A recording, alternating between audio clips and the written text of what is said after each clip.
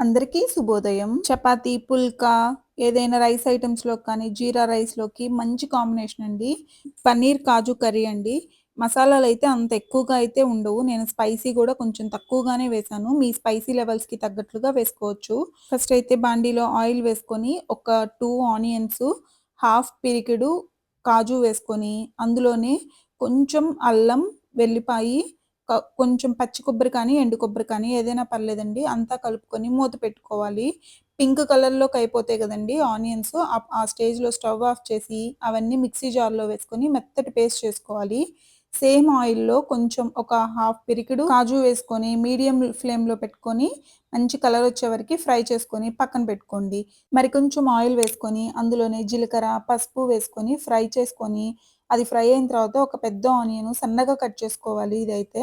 ఇవి సన్నగా కట్ చేసుకొని అంతా కలుపుకొని మూత పెట్టుకొని కొంచెం సేపు మగ్గించుకోవాలండి. అవి మగ్గేలోపు పెద్దవైతే ఒక టొమాటో, చిన్నవైతే 2 టొమాటోలు కట్ చేసి పెట్టుకొని అవి కూడా వేసుకొని, అందులోనే రుచికి సరిపడినంత ఉప్పు వేసుకొని అంతా కలుపుకొని మూత పెట్టి టొమాటోలు బాగా మగ్గేంత వరకి మగ్గించుకోవాలండి. మధ్య మధ్యలో ఇలా కలుపుతూ ఉంటే త్వరగా మగ్గిపోతాయి. అదే కంప్లీట్‌గా మగ్గిన తర్వాత అయితే ఇలా పేస్ట్ చేసి పెట్టుకున్నాం కదండీ! ఆ మసాలా అంతా వేసేసుకొని బాగా మగ్గించుకోవాలి ఇది కూడా.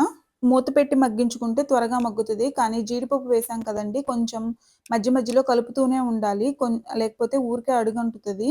అంతా మగ్గిన తర్వాత 2 స్పూన్ల కారం కూడా వేసుకొని, అంతా కలుపుకొని అది దగ్గరికి పడిన తర్వాత దానిలోనే హాఫ్ గ్లాస్ వాటర్ వరకి పడతాయండి. ఇది అంతా కలుపుకొని మూత పెట్టుకొని ఉడికించుకోవాలి. పొంగొస్తది కదండీ! ఒక పొంగొచ్చిన తర్వాత అయితే కట్ చేసి పెట్టుకున్న పన్నీర్ క్యూబ్స్, ఫ్రై చేసి పెట్టుకున్న కాజు వేసుకొని, అంతా కలుపుకొని అందులోనే కసూరి మేతి కంపల్సరీ అండి. అది కూడా ఇలా నలుపుకొని వేసుకొని, హాఫ్ స్పూను గరం మసాలా, ఇంకేం మసాలాలు అవసరం లేదండి.